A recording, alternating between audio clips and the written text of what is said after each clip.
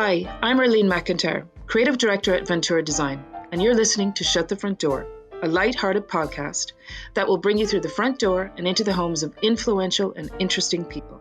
Home for me is one of the most important things in my life. My career has fortunately given me the opportunity to work closely with people and to help them create a home they will cherish forever. Today we are joined by a frontliner and someone who's taken the bar and raised it in terms of pushing trusted medical advice out to the general public. Dr Doireann O'Leary is a GP working in Cork's largest general practice, My Cork GP. As well as working as a GP during the crisis, Dr Doireann uses her Instagram account with over 155,000 followers as a method to push out sound advice surrounding COVID-19. She is truly an inspiration. And if you are not already following her, I would highly recommend that you do now. Married to Peter, a surgeon, Doireann promotes healthy living and also dabbles in her love of fashion via her page. A regular on News Talk and many other publications across Ireland, it's my great pleasure to now speak to Dr Doireann O'Leary. So Doireann, how are you coping during this very difficult time? I mean, you're absolutely all over Instagram. You've been massively inspirational to so many people. I'm always listening to you on News Talk, and I'm just really interested in chatting with you today on your views on where we are now and if Ireland is doing a good job, and when do you see this finishing? So thank you for your kind words, Arlene. Ireland is doing a good job. We've really come together as a society and a population, and communities across Ireland have worked so hard and made so many personal sacrifices for the greater good and for the good of society, and in order to protect our most vulnerable citizens, so those with underlying conditions or over age 70. We had to change how we worked overnight in general practice, and there was maybe 2 or 3 weeks where we had to change everything and we had to learn fast. And we did a lot of teleconferences, and it was kind of day and night updating ourselves, learning about coronavirus, learning what we need to do to stop the spread, learning how to identify it, learning how we, treat it. And there was 2 or 3 weeks where this was, all consuming for me as a GP. Really good to see, and really a testament, to the Irish people who have made the personal sacrifices to make this happen. So things were full on at the start. They were all consuming. I have to admit myself, I was anxious and I was nervous. I was nervous for my patients, for myself, my family, what was going to happen to the hospital system. But thankfully we've done well. And hopefully that success continues. Hopefully we continue this good work and continue to flatten the curve. Yes, absolutely. And I'm sure that you're glued to the news like everybody else. I mean, when you have time to watch the news and just to see, the nursing home situation is just very saddening.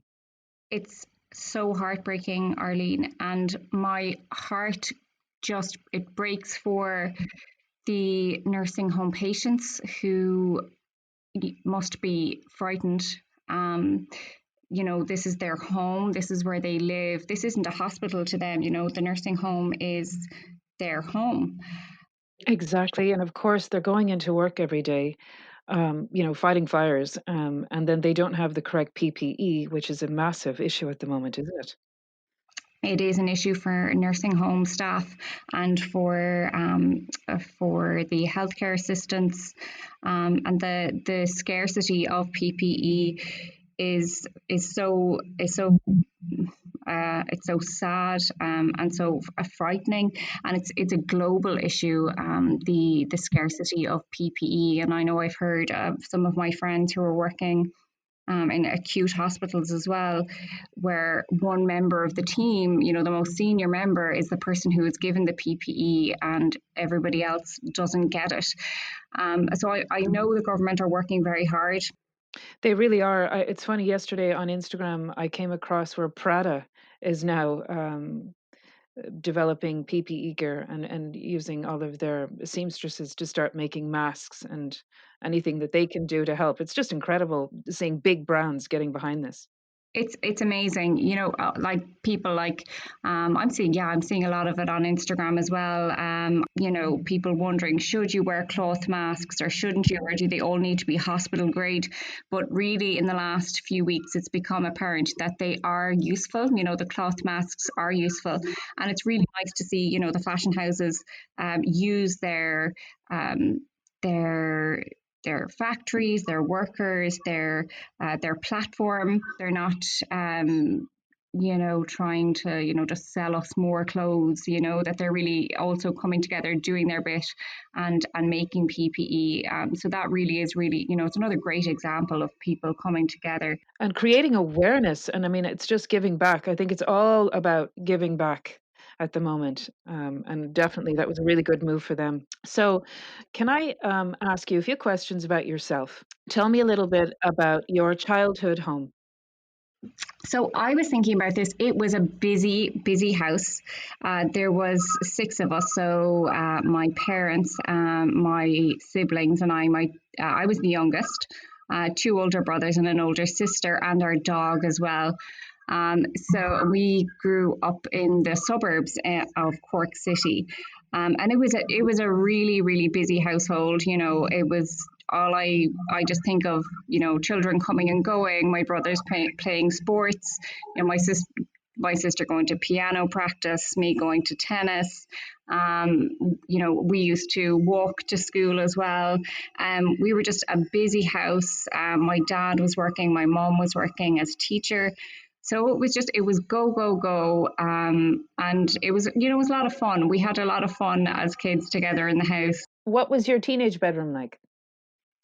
My teenage bedroom, actually, I was lucky in that by the time I became a teenager, my older brother had moved out. So then I got the best room in the house after that. So he moved out, and then I moved from the box room, which would have been my room as a child, into my teenage bedroom. So then I painted it hot pink, the like brightest pink you've ever seen, and I had pink curtains. I got a vanity table as well with a mirror. So my mom kind of let me run riot with that and let me just go pink, pink, pink. And I really loved that space.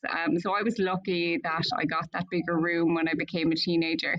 And lots of photo collages on the wall of friends on nights out, lots of clothes, shoes, photographs, and definitely a lot of pink. And when did you decide to go into medicine? At what point did you decide that that was the career for you? I made the decision, it was around when I was about age 15, and it was a time that I realized, I was thinking, what am I good at? What do I like? What do I enjoy in school? And always the answer was science. I just loved the work, studying science, going to science class. I enjoyed it. And I, would talk with my mom or parents, my siblings, about saying, well, if you like science, what do you do? What kind of job do you do if you like science? And my science teacher suggested it to me one day. He said, would you consider doing medicine? And for a lot of the time, I doubted myself. I thought, I don't know, medicine is for, very academic people. I don't know if that's me or not.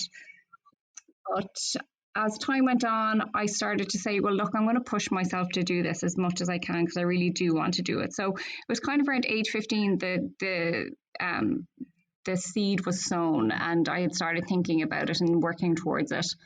And then I worked, I chose all of my subjects based on what you would need to get into medical school, and then started medical school in UCC in 2006. And you've just gone from strength to strength. When did you realize how important Instagram would be for you and in terms of helping people and reaching people?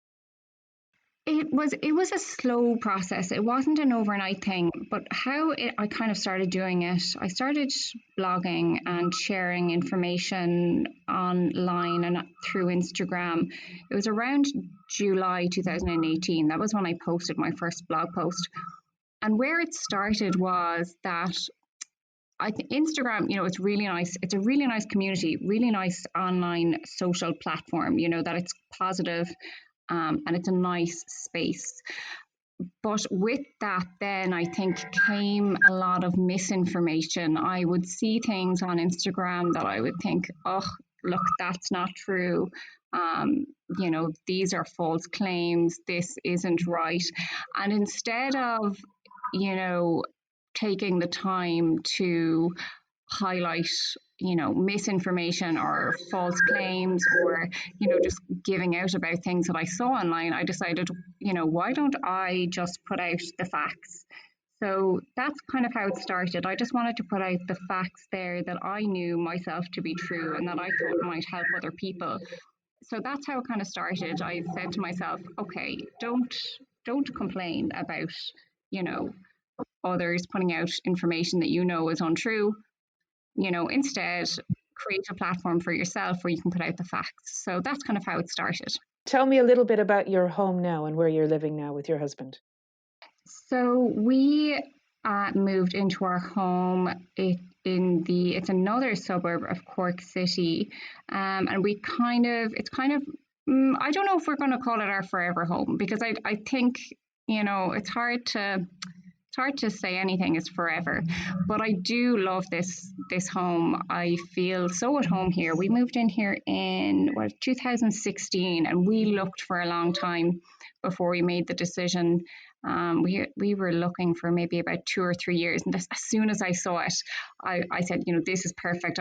We have to live here. And Peter was like throwing the eyes to heaven, because you're meant to kind of play hardball. You're meant to say, oh, I don't know, I don't know if this is right, but I said we have to have it. So it's I love it. It's there's a lot of space here, and hopefully space for children maybe someday. We've great neighbours. It's a nice spot, lots of children around, lots of green areas. We're so lucky. I love it here. Don't know if it's our forever home, but could be as well. And I'm really happy here. And do you like, after a very hard week, how do you relax in the evenings? I suppose it depends. I do like to go out. We like to go out for dinner on a Friday evening, or even just a night in as well is nice. Watching just TV, catching up with Peter, hearing about his week, what's going on with him. Because the days can be so busy, and there's so much going on that you really do have to kind of sit down and talk to each other about what's going on and what's happening with this, and him telling me about his day. So I like a night out as much as I like a night in. Not a crazy night out on the town or anything, but a nice dinner, a chance to get dressed up, and kind of just chat to Peter about the week gone by. And do you like traveling? Do you get away much? I know at the moment it's difficult to even think about traveling, but I'm sure you had lovely holidays in store for yourself and Peter this year. I do like traveling, and it's that's one of the hardest things about this at the moment, isn't it? Because I think we all love to get away, and we can't plan anything at the moment. But I love to travel. We have gone to Italy a lot over the last few years. Just love Italian food, culture, the people. It's amazing. So we've been to Sicily and Amalfi, Sorrento, Capri, Ischia, and we have traveling in Italy, and it's been amazing. And I love it. I love to travel, love to get away, soak up the sun, just get away from it all entirely. It's so good for the soul. So hoping to get away again after all of this has settled down. Exactly. And tell me just a little bit about your own personal style. How would you describe your own interior design style in the home? It's minimalistic. I don't like clutter. I know that sometimes can maybe be a bit. I think that people might think, why is there no furniture in this woman's house? But I don't like clutter. I like things to be clean, minimalistic. I don't like a lot of color. I think you can add in color with accents, with flowers, or with a nice ornament or something. But I like things to be calm, serene, white, beige. And I know that like seems maybe very boring, but to me that's really calming. So you like bright and airy, and from what I can see when I'm watching you on Instagram, you have sort of a classic contemporary feel going on in your house, and it is quite calm. Yes, and I do. I love really bright, love airy. Always, windows open and, the blinds up and yeah, really bright, fresh, the very kind of calm vibes of it. I just like I like a blank wall, you know. We have three showrooms, and I just see those as like extensions of our homes. When I come home to my own house, I don't need anything. I just like bare walls, and everything's super simple. So I totally get that. After a really busy week, you just want to come somewhere, drop down your bag, and have this sort of calm atmosphere, and where which you can relax in. Are you super duper organized? What is your closet like, if you don't mind me asking? I wish it was more organized, but I do make an effort to clear it out often. I'm the opposite of a hoarder. I don't like clutter, and I don't keep things for very long. So I'm pretty, you know, uh, I guess, strict about not having things in my closet for too long. If I'm not wearing it, will give it to a charity shop, or say to a friend, do you need this? Do you want this? Um, so I do. I clear things out pretty regularly. I have a summer wardrobe where I would just put all my summer dresses in there. I need to start taking those out actually now, around now. And then I have the winter wardrobe.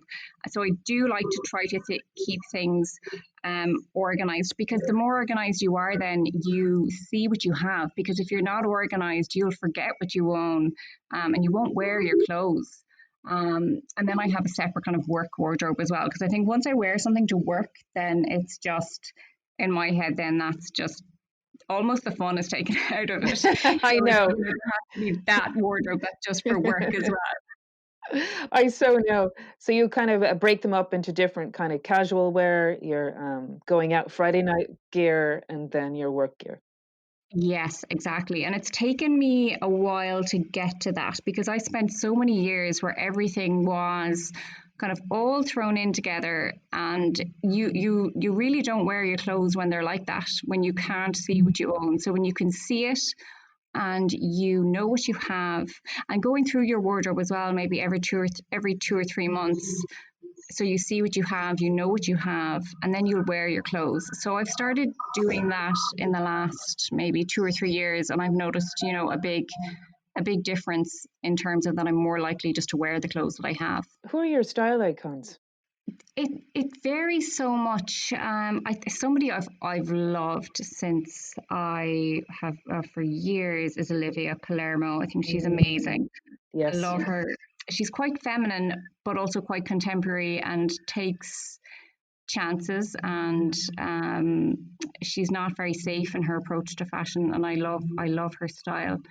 I also love two people actually that have been on your podcast recently. Love Millie McIntyre's style as well. So feminine and just pretty. And I love Vogue Williams' style as well. She's amazing. And Vogue and Millie are both so different in their style as well, but definitely, yeah, very stylish women. Yes, yeah. I think I just like anybody who has fun with clothes actually, and who kind of takes a chance and, plays around with fashion. Because I think that's important for us all, that you're not strict with yourself. You don't have rules. Try things, and if you make a mistake, then, you make a mistake. But clothes should be fun, I think, for the most part. Of course, they have to be functional as well. But, to have a bit of fun with them. And what are your favorite colors? Because they say often the colors that you like to wear, you can often, like, for example, when I'm meeting some of my clients, I'll often look at the textures they're wearing and the colors they're wearing, and that could really gives me a good steer on what colors they'd like to live in. Yes, well, I guess so. Colors I love to wear. I like to wear blue. I think it kind of just suits me. I love blue. I love to wear pink as well. For years I tried to train myself to like not wear pink. I was like, pink is not cool. You should wear less of it. But I've just given into it now, and I do like to wear pink. And I do actually like little pink accents around the house. Just like a pink rug, or pink flowers. I really do love pink. It's a really excellent color pop. It goes really well with greigey tones. So you'll often see rooms where there's a lot of blue accents. You'll see like a little bunch of posies in pink, and it's just fab. It's a great accent tone. Exactly. That's exactly what it is, just an accent or a pop of colour. And I'm lucky as well in that Peter doesn't object too much to those little pink pops around the house. Yeah, we have a lot of couples and they're like, oh gosh, I'd love my room to be really feminine. And we always kind of enter the pink world in the conversation. And then we eventually end up on blush. So blush seems like, yeah, kind of neutral enough. Yeah. And so tell me, when you're seeing yourself in 5, 10 years' time, where do you see yourself? Do you see yourself growing within your own practice? I don't know. It's funny. Whenever Peter and I talk about this, I say I see myself taking a step back and maybe focusing maybe on becoming a mother if we're lucky enough to have children someday. But Peter always says, Doireann, you know that won't happen. You are going to be incapable of ever taking a step back, and that I'll probably be doing, the working mother thing. Over the last few years, I've really learned that you just don't know what is in store for you. So you just got to roll with it and, make sure you're happy along the way and, minding yourself, your priorities, your family, and whatever else, comes along with that, just roll with it. You've had a lot of struggles in your own personal life, health-wise, haven't you, Doireann? Yes, it was around this time last year, actually. It was on May the 1st last year. I was diagnosed with stage 1 cervical cancer. And really, Arlene, it was really the bleakest, grimmest, most awful time in my life. But I was lucky in that it was caught early, and I was cured. I was cured with surgery, and now I'm cancer free. I'm obviously still in follow up, but it was a life changing experience, and something that has really changed my outlook on life, and it's really given Peter and I a huge insight into what it's like being a patient, or being a relative of somebody with cancer. So it's changed really how we work as doctors, and I think hopefully for the better, that you really understand what it's like for a family going through an illness or a cancer diagnosis. So it was a tough time, and a time I barely even want to think about. It was so bleak. My But goodness. And I'm sure it's given you an even deeper, greater empathy for your patients, even more than ever before, as you said before earlier. It just deepens everything. exactly, and hopefully that makes me a better doctor, a better GP, that I can understand exactly what it is.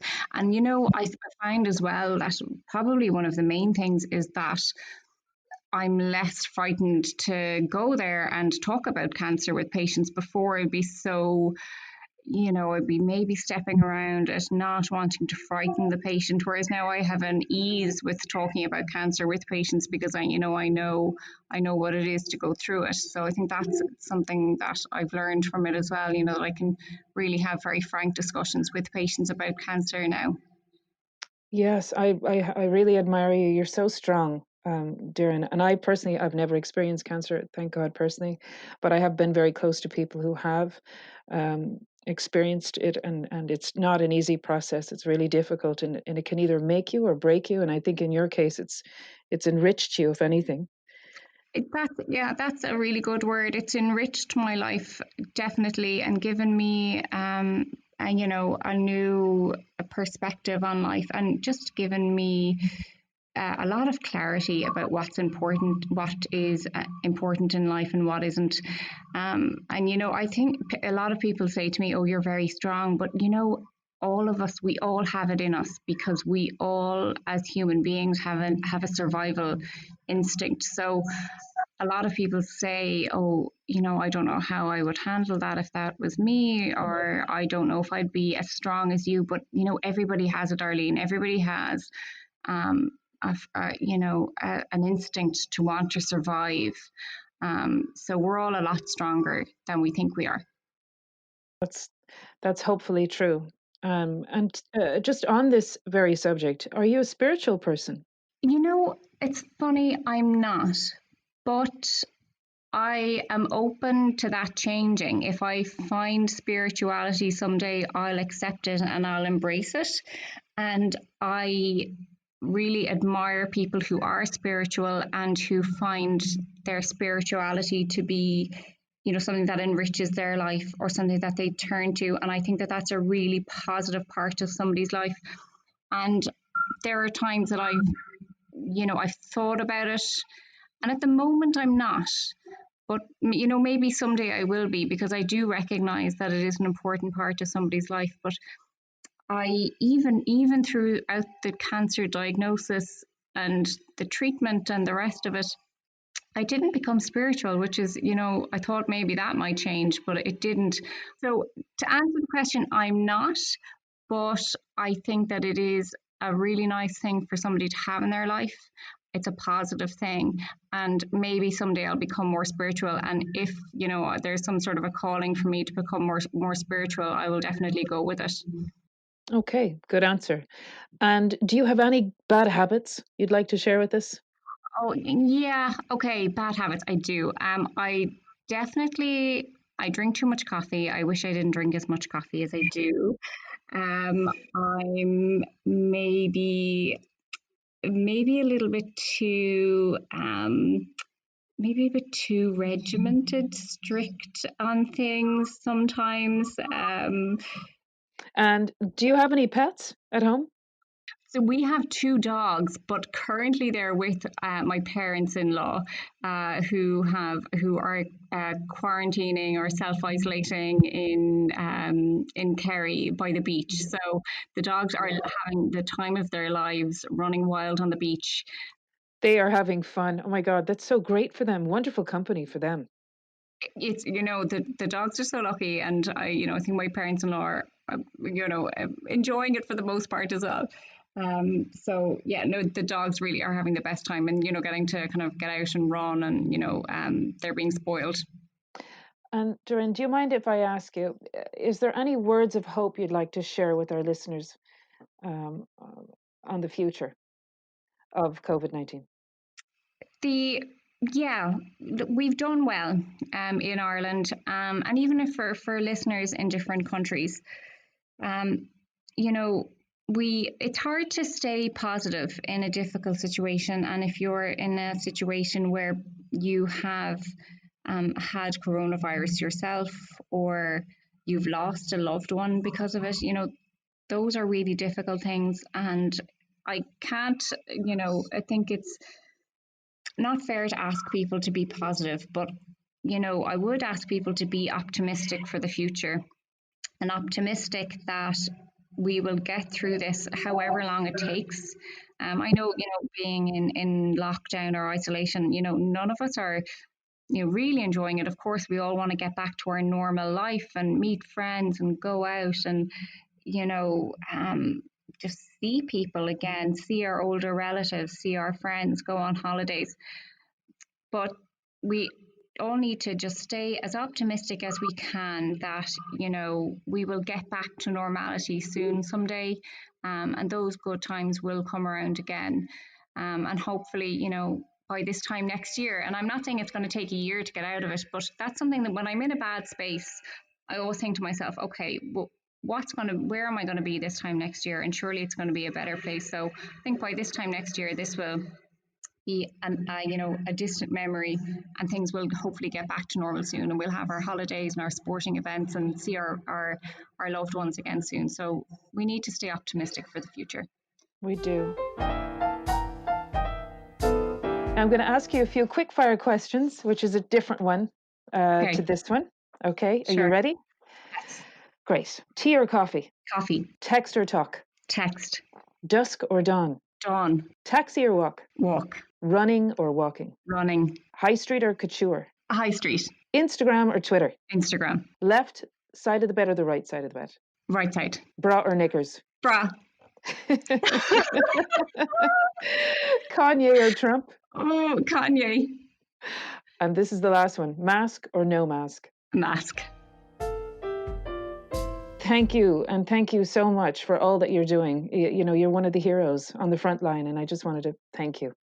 Oh, I have to say though, like we're not, me anyway, I'm definitely not a hero, just doing my job, and it's my privilege and an honor to do it. I love my job, love helping people as much as I can, and really it's just my job, and I'm very privileged to get to do it.